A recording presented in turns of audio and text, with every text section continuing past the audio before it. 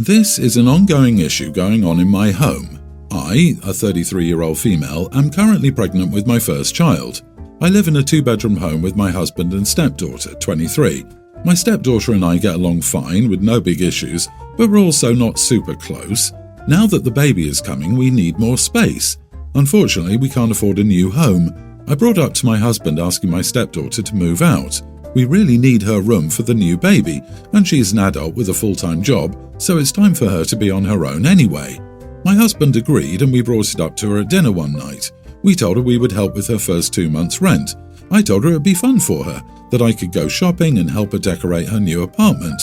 We tried to be as gentle as we could, but she was very quiet. Privately, she told my husband that even though she has a full-time job, she can't afford to live on her own. My husband told her she didn't need to move out, so now we're scrambling trying to find space for the new baby. The other day I was home alone with my stepdaughter and tried to talk to her about it again. I offered to help her find a roommate and she snapped at me. She snapped at me and told me to just leave her alone and locked herself in her room. When my husband got home from work, he was mad at me and told me to leave her alone and not bring it up anymore. Things have been awkward and uncomfortable since, making my pregnancy very stressful. She's 23 and old enough to be on her own. She has a job and we are willing to help her. We need space for our baby. I don't see how I'm in the wrong here. So you and your husband can't afford another place to live, but you expect her to? OP, it wouldn't be a horrible idea to ensure you're properly prepared and responsible before bringing another child into the world. Whether she's 23 and has a full-time job or not, most people live paycheck to paycheck and cannot afford to live on their own. So yes, you are the idiot. Disagree, this isn't a fair take. The parents would need to upgrade to a 3-bedroomed house, whereas the daughter could rent an apartment and get a roommate. She's 23 with a full-time job and being offered full rent assistance to allow her to make adjustments to her spending habits and start squirreling some away. Either way, the request is reasonable. The 23-year-old running to her room and slamming the door like she's 12 is probably indicative of other issues not readily apparent. Agree, she is 23, not a child. Time to move out. Also, what's up with these men getting women half their age? Holy smokes, dating someone 10 years older than your daughter is disgusting. Sounds like dad is the idiot here. OP, sounds like you married an older man without the accompanying bank account, with no real assets brought to the marriage by you, even at your age, so I feel sorry for your short-sightedness. You'll be fine with the infant in your room for the next 2 years. You may not have noticed, but a lot of kids are staying at home with their parents much longer because they can't afford to live. I told my son-in-law, who lives with me rent-free, people can afford a car payment or housing payment, but not both in this market. One or both are going to give somewhere. You're very short-sighted. I'm totally team stepdaughter.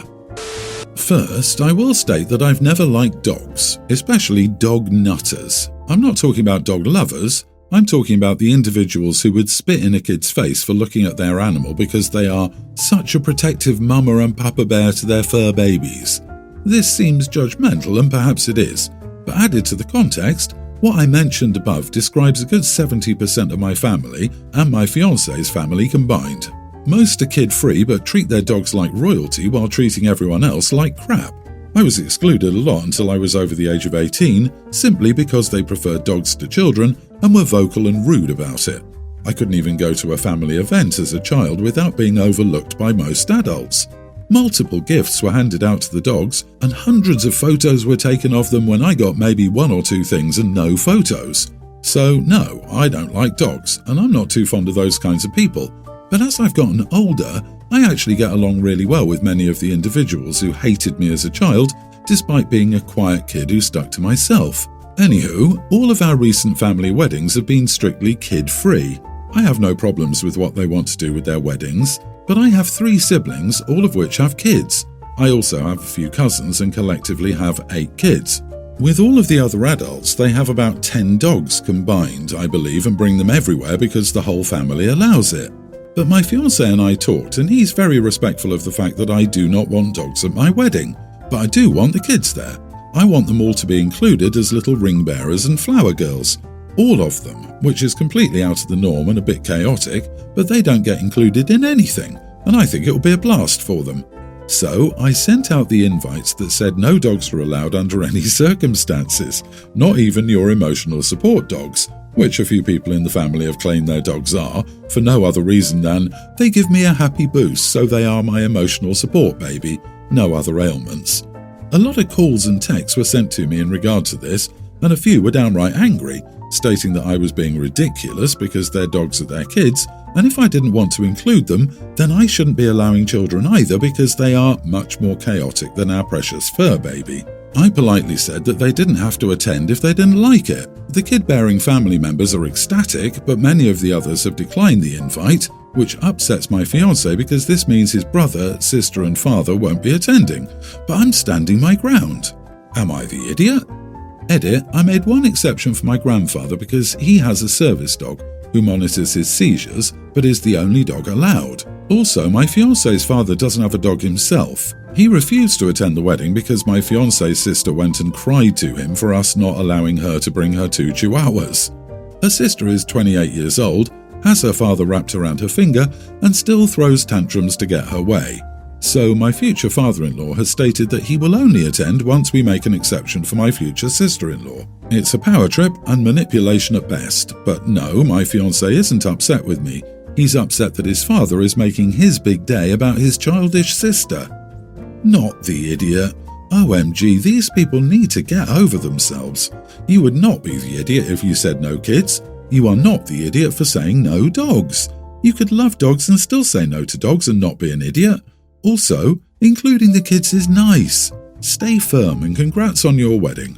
This family sounds exhausting and ridiculous. They can stay home if they can't be without their dogs for a few hours. Do not bend on this. If your fiancé's family chooses their dogs over their family member, well, I hope this is an eye-opener for him because it certainly would be for me. I've never been to a wedding with dogs before, so I wouldn't even think about bringing my pet to a wedding. Wow, just when you think you've heard of every form of extreme family, you run across something like this. Perhaps offer a pooch party for all the dog lovers a couple of days before the ceremony, if you feel obligated to compromise in any way. If they push too hard, uninvite them from your wedding. You may need to hire security in case they show up with their dogs. Oliver, my cousin, and I are almost the same age, and we went to university to study the same thing. The difference was that I started working as an intern halfway through uni, and after I got my BSc, the company offered me a full-time position, which I gladly took and didn't go to a master's program. Oliver, unlike me, went to get his master's and started working years after I did. Oliver always told me what a mistake I made by not getting an MSc degree. I'll always be paid less than him, no company will give me higher roles, I'll get stuck at the bottom of the ladder, etc. He stopped for a little bit after finishing his studies, but recently he started again stronger than ever. At Christmas, he told me that now he has an MSc and 4 years of work experience, he will overtake me quickly. In his company, he will soon apply in 1 or 2 years to a higher role and knows they wouldn't hire a person without a master's degree for that role. That was when I decided to be petty and apply to Oliver's company for said role. I got the offer this week, and it's actually even higher paid than I expected it to be. I told Oliver about the offer without specifying the salary, and he threw a fit. He called me a petty idiot and told me that it was insane that I would go to such lengths out of my inferiority complex. Our entire family is on his side, and now they treat me like a jealous, mean bully. I mean, yes, it was petty, but nobody said a word when they heard Oliver tell me during family Christmas dinner that I would always be a nobody stuck at the bottom of the corporate ladder. I only wanted to prove him wrong, and it was fun testing myself. Am I the idiot? Not the idiot, and honestly, well done. I aspire to your level of pettiness. I mean, if you're taking the job and can do the work, heck, maybe even don't take the job. I don't think you're an idiot. Oliver is an idiot, and the family was apparently fine with him treating you that way, so kudos. Seriously, well played. His logic is so strange. You wouldn't be able to do this, you are doing it, hey, that's not allowed. Not to mention the glaring projection. You only applied for the job because of your inferiority complex, but apparently, the cousin constantly putting OP down and praising himself is not evidence of the cousin's inferiority complex. Everyone's the idiot here. You're both acting petty and poking each other to make the other one angry. Why? Lay off each other for a while. If you put all this competitive prodding behaviour aside, you could help each other succeed since you're both in the same field. Leaping on a supposed friend's career opportunity just to show him up was a total idiot move. I'm 23 and my niece is a teen. Last year, my brother and sister-in-law moved her to a private school since she was getting bullied and went from an A to an F student. But even a year in, she was still failing. I knew what she was going through. I'd had some traumatic experiences with my first boss. And even when I quit, PTSD from that cost me my next job too. One day she called me upset about it and I told her I could relate. My first boss was a terrible bully who really hurt and scared me, and for years after I quit, I'd be as upset as if it had been yesterday. I'd spend my nights wondering if he was right or if I deserved it somehow. I asked if that's how she felt. She said yeah and wanted to know how to make it stop. I told her that I'd started seeing him as dead to me. I'd never have to see him again. For all I knew, he might really be dead. But it didn't matter. In my heart, he's been dead for a long time. She said she didn't know how to do that. They literally aren't dead. I said that this might sound a little woo-woo, but there was an idea my therapist had that really helped me. Burning things that held bad memories. She wanted to try and my brother said it was fine with him. So, she put everything that reminded her of the bullies into a box, and if it was online, she sent me a link and I would print it out. Then, one evening, she went through her box at my place by my fire pit, and we talked a lot about each thing and the memories she needed to get off her chest before she burned it. Afterward, I read a bit of writing I'll share here for context later. Ashes to ashes, dust to dust. All the universe gives us, it takes back in time. You've been given a pain you didn't deserve, and you've been carrying it with you ever since. It's time to let go. This box, where you've gathered your pain, is but ash now. The wind will scatter it till no trace is left.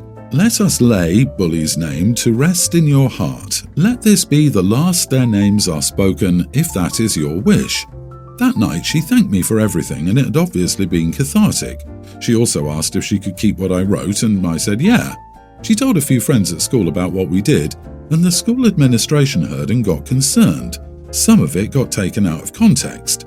The school called her mom, my sister-in-law, and she went through her things and found the writing I did, and she called me, literally accusing me of doing witchcraft, which I honestly started laughing at because if I was a witch, I wouldn't be so broke.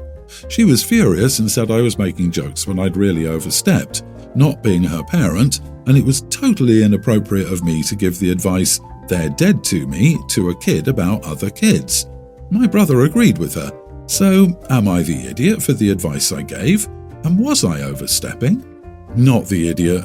How was any of what you did considered witchcraft? You gave solid advice and helped your niece. Your sister-in-law is just mad you helped your niece better than her. However, you should tell your sister-in-law that if she clutched her pearls any harder, she'd be venturing into autoerotic asphyxiation territory, and the school might frown upon that. Has no one at the school ever seen the movie Clueless or any of the other million times where people burn things that have bad memories? This isn't a terribly unique concept. Also, your niece reached out to you for help, and you did your best to support her.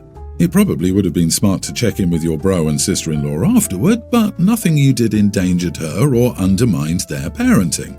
Her parents have had her entire life to protect her from bullies, and they failed. So it's time for Auntie to come to the rescue. Also, the school and her parents care more about witchcraft than bullying. That should tell you a lot about their character.